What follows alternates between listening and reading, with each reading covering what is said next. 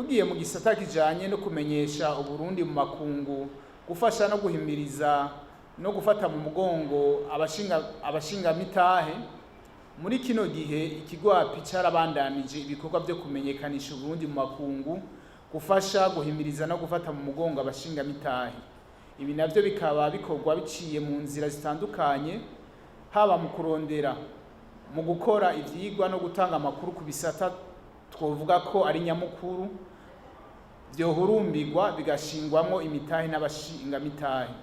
Ivyo bikorwa kandi birangurwa hakoreshejwe inzira n'uburyo bitandukanye byo kumenyekanisha amakuru, ingendo zigamije kwiga no kumenyekanisha ivyoshingwamwo imitahe, hakaba rero no kuja mu mahuriro canke gutegura amahuriro ahuza abanyamitahe n'ibindi.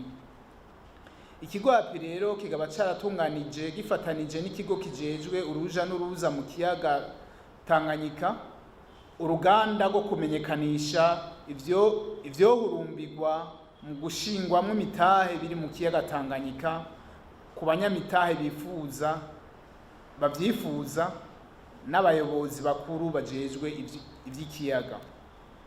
Intumbero nyamukuru y'urwo ruganda kwari uguhuza abo banyamitahe n'abo bayobozi bakuru kugira ngo bamenyeshwe ivyohurumbirwa mu gushirwamwo imitahe n'ivyo leta y'u Burundi imaze kurangura mu ntumbero yo guteza imbere ico gisata.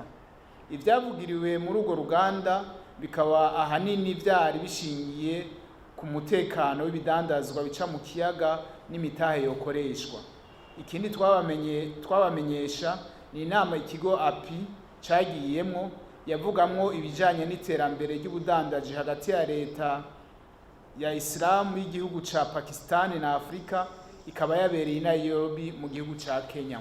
Tugiye mu gisata kijanye no gushorera hanze ivyo twimbure mu Burundi, muri ntumbero yo guteza imbere ico gisata c'uburimyi bw'amashurwe, imboga n'ivyamwa, ikigo API carakoranije abajejwe ico gisata bose, haba abo muri leta canke abikorera utwabo, kugira bashireho ihuriro ry'abahinga bazohora bafata mu mugongo abarimyi mu ntumbero yo guteza imbere abashorera hanze umwimbu uvuye muri ico gisata.